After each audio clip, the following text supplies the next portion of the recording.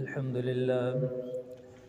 لله نحمده ونستعينه ونستغفره ونؤمن به ونتوكل عليه ونعوذ بالله من شرور أنفسنا ومن سيئات أعمالنا من يهده الله فلا مضل له ومن يضلله فلا هادي له ونشهد أن لا إله إلا الله وحده لا شريك له ونشهد أن سيدنا وسندنا ومولانا محمدا عبده ورسوله أما بعد فأعوذ بالله من الشيطان الرجيم بسم الله الرحمن الرحيم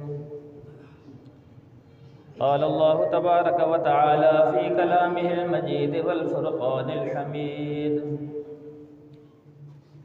كتب عليكم الصيام كما كتب على الذين من قبلكم لعلكم تتقون فقال النبي صلى الله عليه وسلم من صام رمضان إيمانا واحتسابا غفر له ما تقدم من ذنبه أو كما قال عليه الصلاة والسلام صدق الله وصدق رسوله النبي الكريم ونحن على ذلك لمن الشاهدين والشاكرين والحمد لله رب العالمين. تمام بھائیوں سے درخواست ہے درود شریف کا اہتمام فرما لیں. اللهم صل على محمد وعلى آل محمد كما صليت على إبراهيم وعلى آل إبراهيم إنك حميد مجيد. اللهم بارك على محمد وعلى آل محمد كما باركت على إبراهيم وعلى آل إبراهيم إنك حميد مجيد.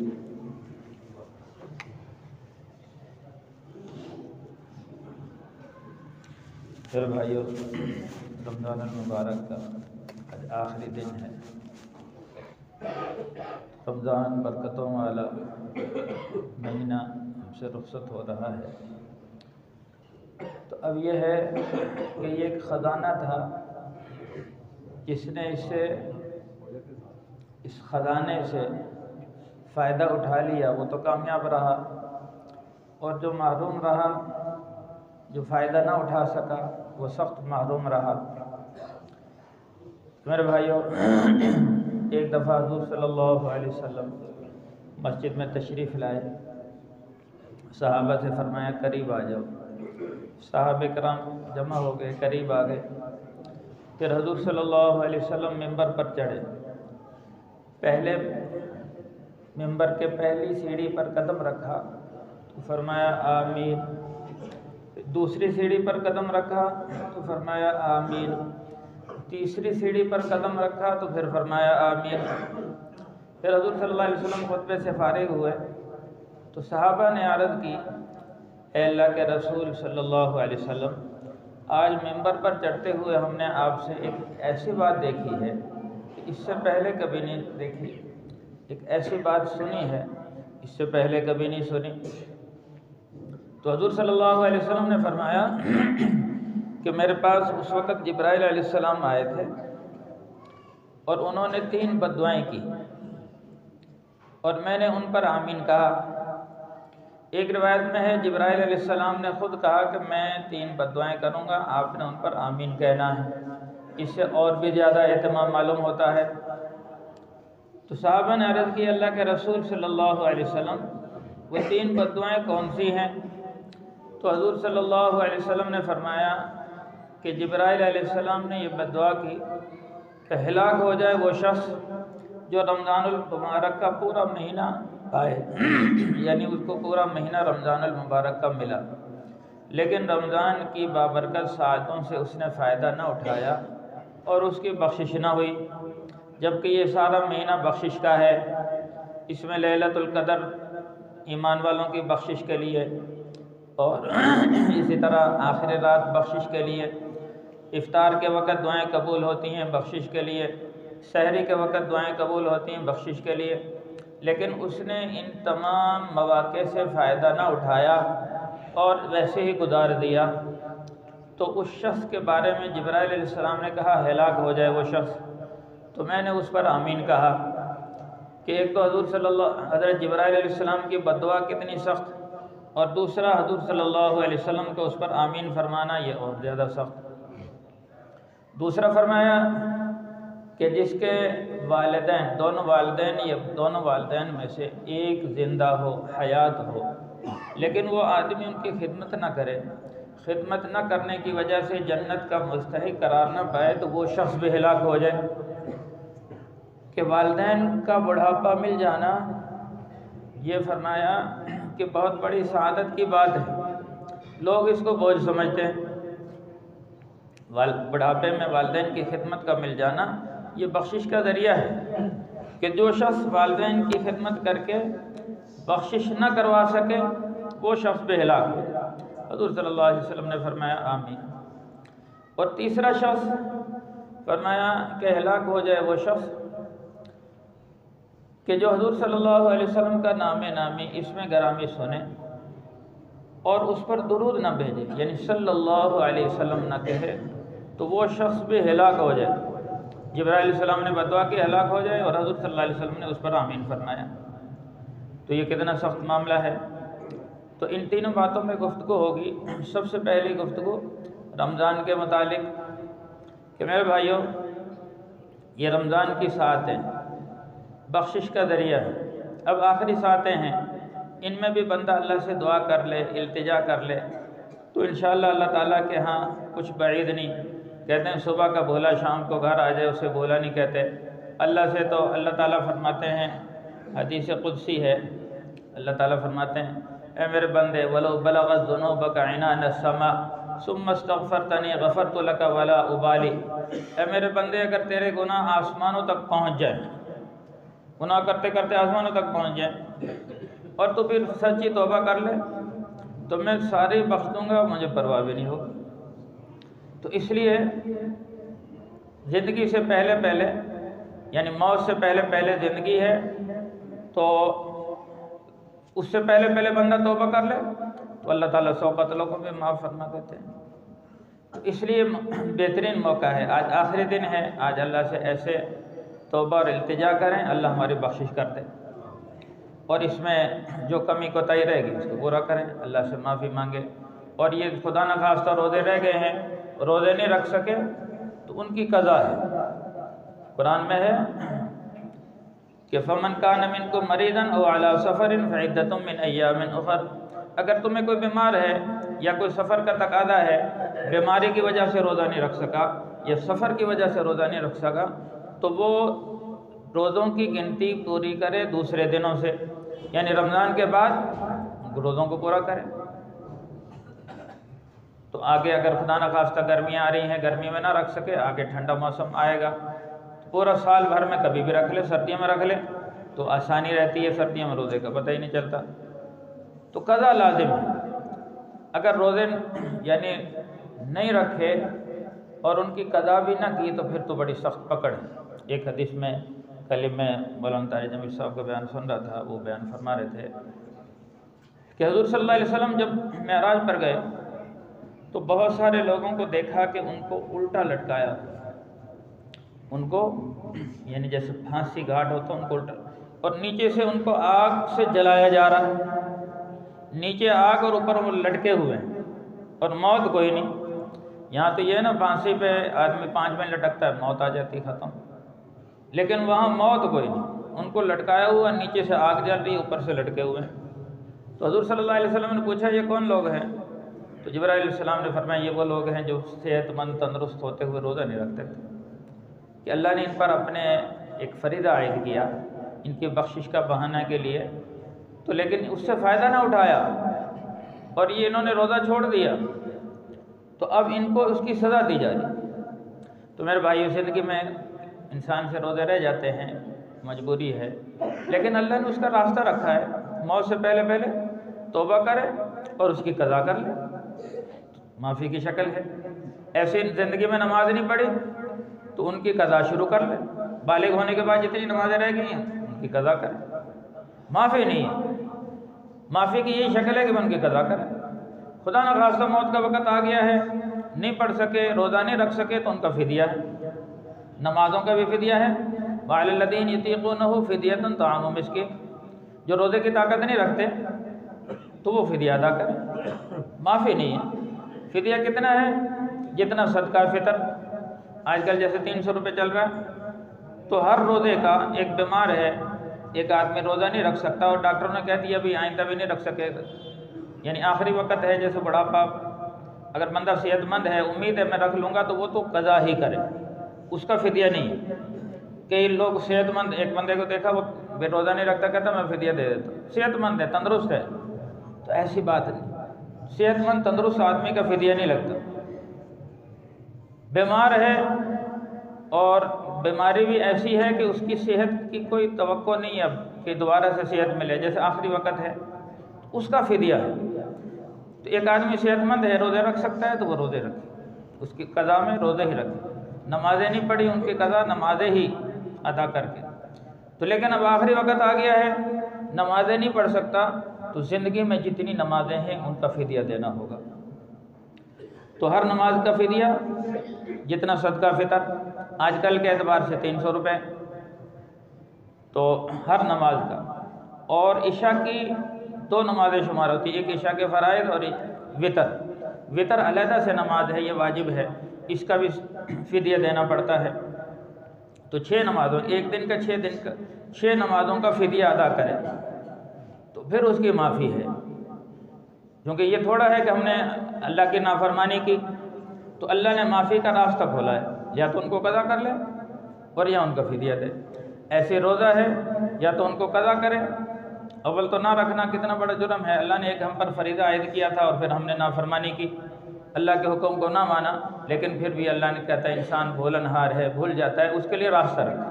راستہ یہی ہے کہ اس کی قضا کرے اور بعد میں اس کا فدیہ ادا کرے۔ تو یہ تو میرے بھائیو، حضور صلی اللہ علیہ وسلم نے اس کی میں بد دعا فرمائی، اور حضور یعنی جبرائیل علیہ السلام نے اور حضور نے اس پر آمین فرمایا، تو بڑی سخت معاملہ ہے کہ رمضان کا مہینہ گزر جائے اور بخشش نہ ہو۔ دوسرا فرمایا کہ جس کے بوڑھے والدین یا والدین میں سے ایک بھی زندہ ہو اور ان کی خدمت کر کے جنت حاصل نہ کر لے تو وہ شخص پہ ہلاک ہو جائے۔ تو میرے بھائیو، والدین کے بہت زیادہ حقوق ہیں۔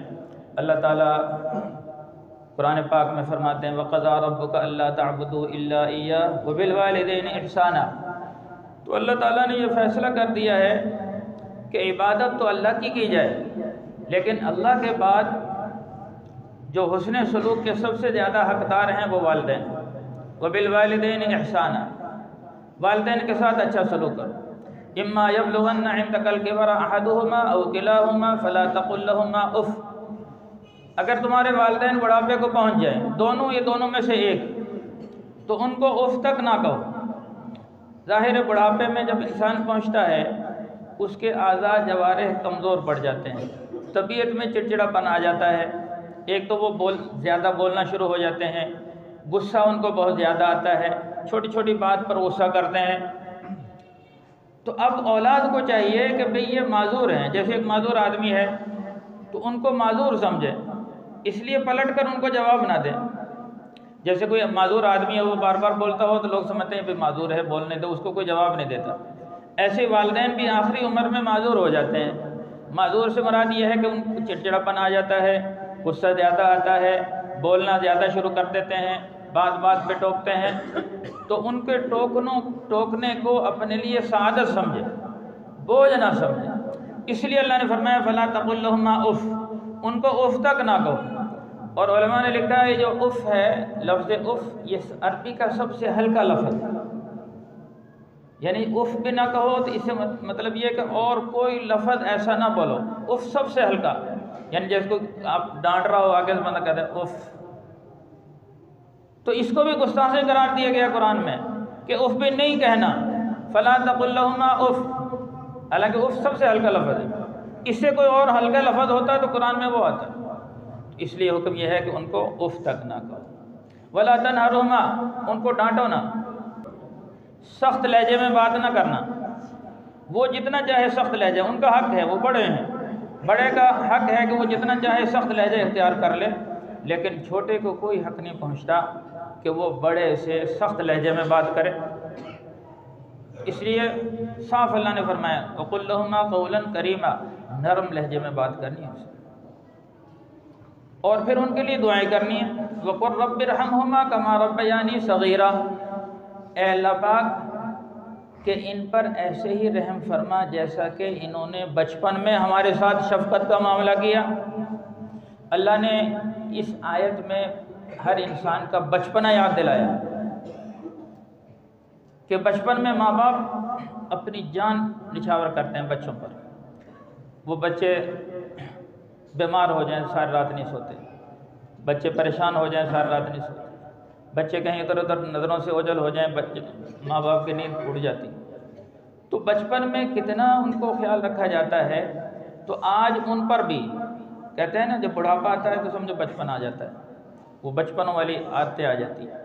اب ان کو جیسے بچپن میں انہوں نے تم کو کھلایا، تمہاری ہر ضرورت کا خیال رکھا، اب ان پر ایک قسم کا بچپنا ہے، بڑھاپے میں تو بچپنا آ گیا، کیونکہ وہ کمزور ہو گئے۔ جیسے بچہ کمزور ہوتا ہے وہ کمزور ہو گئے، پکڑنے سے عاجز آ گئے، اور وہ بات چیت سے عاجز آ گئے، اور اسی طرح کھانے پینے سے کئی ایسے کمزور ہو جاتے ہیں خود کھا پی نہیں سکتے۔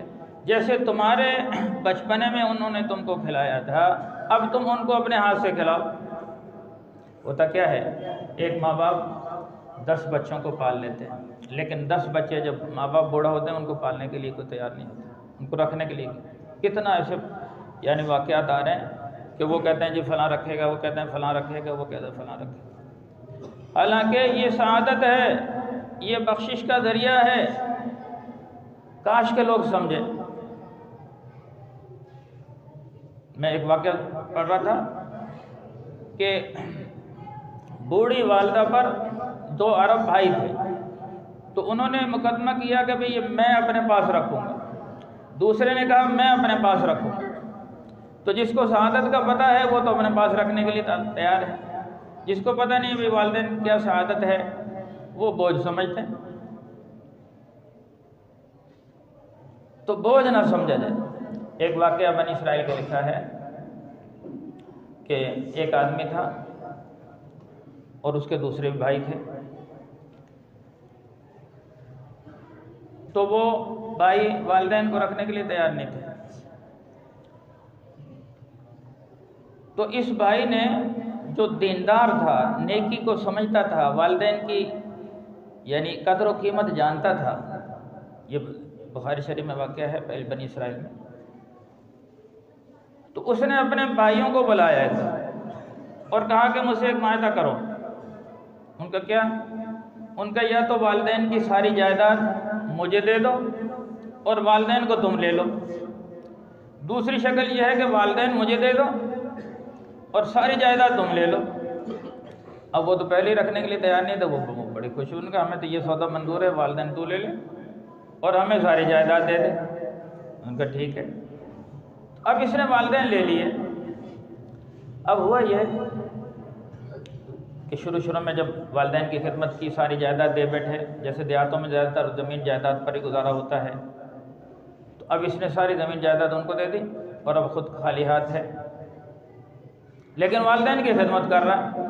اور اس کو اللہ کی ذات پہ یقین تھا کہ جو والدین کی خدمت کرتا ہے، یہ پکی بات ہے، اللہ اس کو دنیا میں بھی نوازتے ہیں، دنیا میں سب سے زیادہ رزق اس کو ملتا ہے جو والدین کو راضی رکھے، اور مرنے کے بعد بخشش ہے، جنت ہے جس کے والدین راضی اس کی۔ حضور نے فرمایا کہ باپ جنت کا دروازہ ہے، تیرا دل چاہے اس کو حفاظت کر جنت میں چلا جائے، اور اگر باپ ناراض ہے جنت کا دروازہ نہیں کھولے گا۔ ایسے فرمایا کہ ماں کے قدموں کے نیچے جنت ہے، ماں خوش ہے تو جنت مل جائے گی، ماں ناراض ہے تو جنت نہیں ملے گی۔ صحابی کا واقعہ مشہور ہے، ٹائم نہیں ہے، کہ زبان سے کلمہ جاری نہیں ہو رہا، صحابی رسول ہیں، ماں ناراض ہے، کلمہ جاری نہیں ہو رہا۔ حضور صلی اللہ علیہ وسلم نے ماں کو بلایا، پھر اس کو راضی کیا، ماں جب راضی ہوئی تو اس کی زبان سے کلمہ جاری ہوا، ورنہ وہ سیدھا جہنم میں جا رہا تھا۔ حضور صلی اللہ علیہ وسلم فرمایا ان کی والدہ سے، اگر تو اس سے راضی نہیں ہوگی تو یہ آگ میں جا رہا۔ تو والدہ راضی ہوئی تو زبان سے کلمہ۔ صحابی رسول ہے، ماں ناراض ہے، جنت نہیں ملے۔ تو اس لیے ماں باپ کو راضی رکھا۔ تو اس آدمی نے ماں باپ لے لیے، جائیداد بھائیوں کو دے دی۔ تو شروع میں تنگ دستی آئی اور اس حد تک نستی آئی کہ گھر میں فاقے شروع ہو گئے، لیکن یہ اللہ کی رضا پر راضی رہا۔ اس نے خواب دیکھا، خواب میں کوئی کہنے والا کہہ رہا ہے، پہلی رات خواب دیکھا، خواب میں کوئی کہنے والا کہہ رہا ہے کہ بھئی فلاں جگہ 100 دینار، یہ سونے کا سکہ ہوتا ہے 4 تولہ سونا، آج کل سمجھو 1 دینار 1.25 لاکھ کا ہے، 5 لاکھ کا تولہ ہے، تو 100 دینار رکھے، یعنی آج کل کے کروڑوں روپے۔ تو یہ اللہ والا تھا، پوچھا ان میں برکت ہے؟ ان کا برکت نہیں ہے، ان کا میں نہیں لوں گا۔ بیوی کو بتایا، مجھے خواب دکھلایا گیا اور بتایا گیا کہ فلاں جگہ 100 دینار رکھے ہیں، وہ تیرے لیے، تو لے لے، لیکن ان میں برکت نہیں ہے۔ بیوی کہتی رہی بھی لے، ہمارے فاقے پڑ رہے ہیں، تو ان کا نہیں، میں نہیں لوں گا، برکت والے لے۔ دوسرے دن پھر خواب دیکھا، تو خواب میں کیا دیکھتا ہے کہ کوئی بتلانے والا بتلا رہا ہے کہ بھی 10 دینار رکھے، وہ جا کے لے لو۔ تو انہوں نے پھر پوچھا بھی برکت ہے؟ ان کا برکت نہیں ہے، ان کا میں نے نہیں لینا ہے۔ تیسرے دن خواب دیکھا اور خواب میں دکھلایا بھی 1 دینار رکھا ہوا ہے، پوچھا برکت ہے؟ ان کا ہاں برکت ہے۔ تو انہوں نے پھر وہاں گئے اور جا کے اٹھا لیا۔ اب وہ 1 دینار یا 1 درہم تھا، اس کو لے کر آ رہے ہیں، تو اب گھر میں فاقے تھے، ایک مچھلی بیچنے والا وہاں سے گزرا، تو انہوں نے وہ پیسے دے کے اس سے مچھلی خرید لی، بڑی مچھلی تھی، گھر لے آئے، گھر والی سے کہا یہ، یعنی اس مچھلی کو بنایا تو اس کے دونوں کانوں سے ہیرے نکلے، والدین کی خدمت کی برکت دیکھیں، دونوں کانوں سے ہیرے نکلے، تو اس نے ان ہیروں کو محفوظ رکھ لیا اور گھر والوں کو مچھلی کھلائی۔ اب وہ ایک ہیرے کو لے کر مارکیٹ میں گیا، سوناروں کی مارکیٹ، تو مارکیٹ والوں نے کہا کہ بھئی یہ تو بہت ہی قیمتی ہے، ہم اس کی قیمت نہیں دے سکتے، یہ تو کوئی بادشاہی ہے۔ تو اب یہ بادشاہ کے پاس گیا، تو بادشاہ نے دیکھا کہ انتہائی نایاب ہیرا ہے، پوچھا بھی کتنے میں بیچے گا؟ تو غالباً آتا ہے، اس نے کہا کہ یعنی 1 خچر سونے کے بدلے میں، 1 خچر یا 2 خچر سونے کے بدلے میں۔ تو اب یہ یعنی خچر کے براؤ کے برابر، وہ کئی من سونا تھا، تو اب یہ لے آیا، 1 بیچ کے آیا، اور پھر اب اس کی ساری اس نے زمینیں بھی خرید لی، جائیداد بھی خرید لی، اور پھر مکان بھی بنا لیا، محلات بنا لیے، باغات، مالدار ہو گیا وقت۔ بھائی دیکھتے رہ گئے اور یہ کہاں سے کہاں پہنچ گیا۔ پھر اللہ کا کرنا ایسا ہوا کہ بادشاہ سے کوئی سنارا ملا، کوئی جوہری ملا، بادشاہ سے کہا یہ آپ کے پاس ایک ہی یہ تو جوڑی ہوتی ہے، یہ جو ہیروں کی جوڑی ہوتی ہے آپ کے پاس ایک ہی ہے۔ تو بادشاہ نے کہا بھی اس کا پتہ چلو، ہر جگہ پتہ کیا نہیں ملا، تو کسی نے کہا جس کے پاس جو پہلے بیچ کے گیا ہے اسی کے پاس یہ ملے گا۔ تو بادشاہ نے اسے پتہ کرایا بھی تیرے پاس ہے؟ ان کا ہاں ہے۔ ان کا بیچو گے؟ ان کا نہیں۔ ان کا نہیں تو بیچ جتنے کی ضرورت ہے۔ انہوں نے کہا میں 90 خچر سونے کے بھر کے لوں گا۔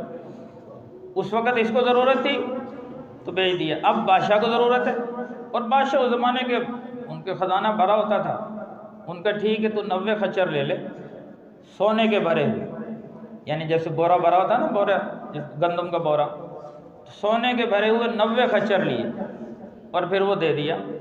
تو اب یہ اس وقت کا امیر ترین شخص بن گیا۔ تو یہ والدین کی خدمت کی برکت ہے، اور یہ واقعہ حدیث میں آیا ہے، بنی اسرائیل کا واقعہ، اور حضور صلی اللہ علیہ وسلم نے بیان فرمایا، اور یہ اس امت کے لیے کہ بھئی ہم کہ یعنی اپنے والدین کو بوجھ نہ سمجھیں، چونکہ حضور صلی اللہ علیہ وسلم نے فرمایا ہلاک ہو جائے وہ شخص جس کے والدین دونوں میں سے کسی ایک کو پائے اور جنت حاصل نہ کرے۔ اس لیے جن کے والدین زندہ ہیں وہ سعادت سمجھیں اور ان کی خدمت کریں۔ اور تیسرا فرمایا کہ جو شخص یعنی حضور صلی اللہ علیہ وسلم کا نام سنے اور درود نہ بھیجے تو فرمایا کہ وہ شخص ہلاک ہو جائے۔ تو اس لیے میرے بھائی درود شریف کے بہت زیادہ فضائل ہیں۔ آج میں چاہتا تھا کہ آپ کو درود شریف کے فضائل سنائیں۔ سب سے پہلے تو یہ مسئلہ سمجھیں کہ جب بھی حضور صلی اللہ علیہ وسلم کا نام آئے تو صلی اللہ علیہ وسلم کہیں۔ بعض لوگ انگوٹھے چومتے ہیں، تو یہ انگوٹھے چومنے والی حدیث ثابت نہیں ہے۔ جو حضرت ابوبکر صدیق سے حدیث منقول ہے وہ انتہائی ضعیف ہے، تو اس لیے جو چیز ثابت نہ ہو اس کا نہ کرنا سنت ہے۔ جو ثابت ہے، درود شریف ثابت ہے وہ پڑھو، جب بھی حضور صلی اللہ علیہ وسلم کا نام آئے تو صلی اللہ علیہ وسلم کہنا ایک دفعہ کہنا تو واجب ہے اور ہر دفعہ کہنا مستحب ہے، اس لیے جب بھی ہمارے نبی کا نام آئے تو صلی اللہ علیہ وسلم ضرور کہیں۔ پھر درود شریف کے فضائل کیا ہے؟ حضور صلی اللہ علیہ وسلم نے فرمایا جو مجھ پر ایک مرتبہ درود شریف پڑھے گا اللہ تعالیٰ اس پر 10 مرتبہ اپنی رحمت نازل فرماتے ہیں، اللہ تعالیٰ 10 مرتبہ درود بھیجتے ہیں۔ اور فرمایا کہ جو مجھ پر درود شریف پڑھتا ہے فرشتے اس کے لیے دعا کرتے ہیں۔ ایک حدیث میں آیا جو حضور صلی اللہ علیہ وسلم پر کثرت سے درود شریف پڑھتا ہے اس کے گناہ معاف ہو جاتے ہیں، اللہ تعالیٰ اس کے گناہوں کو معاف فرما دیتے ہیں اور جنت میں اس کے درجات بلند ہوتے ہیں۔ اور فرمایا کہ احد پہاڑ کے برابر ثواب ملتا ہے، جو ایک دفعہ درود شریف پڑھے احد پہاڑ کے برابر ثواب ملتا ہے۔ اور فرمایا کہ جو حضور صلی اللہ علیہ وسلم پر کثرت سے درود شریف پڑھتا ہے قیامت کے دن حضور صلی اللہ علیہ وسلم اس کے حق میں سفارش فرمائیں گے، بھئی یہ بندہ میرے پر درود شریف پڑھتا تھا، میں اس کی سفارش کرتا ہوں لہذا اس کو جنت میں داخل کیا جائے۔ یقیناً جس کی سفارش حضور صلی اللہ علیہ وسلم فرما دیں گے تو وہ ضرور جنت میں داخل ہوگا۔ فرمایا کہ جو درود شریف کثرت سے پڑھتا ہے اللہ تعالیٰ اس سے راضی ہو جاتا ہے، اللہ اس کے گناہوں کو معاف فرما دیتے ہیں، اس سے راضی، اللہ کی رضا کا سبب ہے۔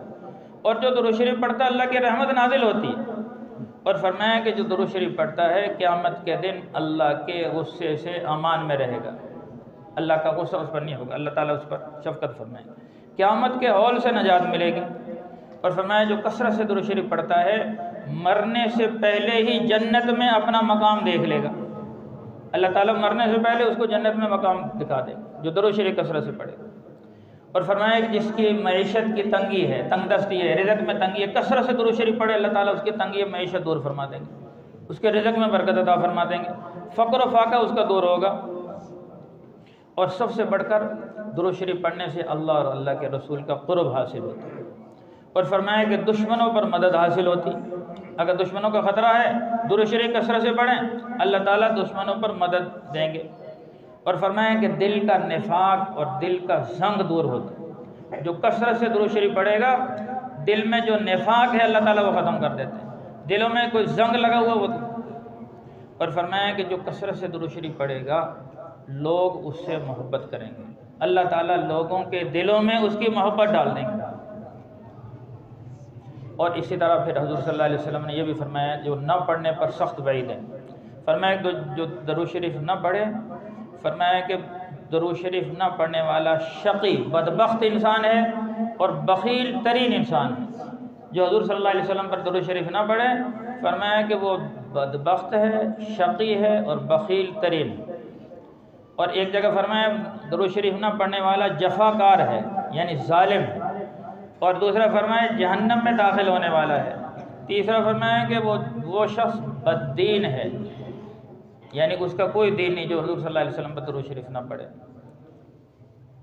اور ایک روایت میں ہے جو حضور صلی اللہ علیہ وسلم پر درود شریف نہ پڑھے قیامت کے دن حضور کا چہرہ دیکھنا اس کو نصیب نہیں ہوگا۔ اس لیے میرے بھائیوں یہ 3 یہاں سے بات شروع ہوئی تھی کہ حضور صلی اللہ علیہ وسلم نے 3 بد دعائیں فرمائی کہ ہلاک ہو جائے وہ شخص جو رمضان کا مہینہ پائے اس کی بخشش نہ ہو۔ اس لیے میرے بھائی آخری دن ہے ہمیں ایسی اعمال کرے کہ اللہ ہماری بخشش کر دے۔ دوسرا فرمایا والدین، بوڑھے والدین، یہ والدین میں سے کوئی ایک ملے اور اس کی خدمت نہ کرے وہ شخص ہلاک ہو جائے، حضور نے فرمایا آمین۔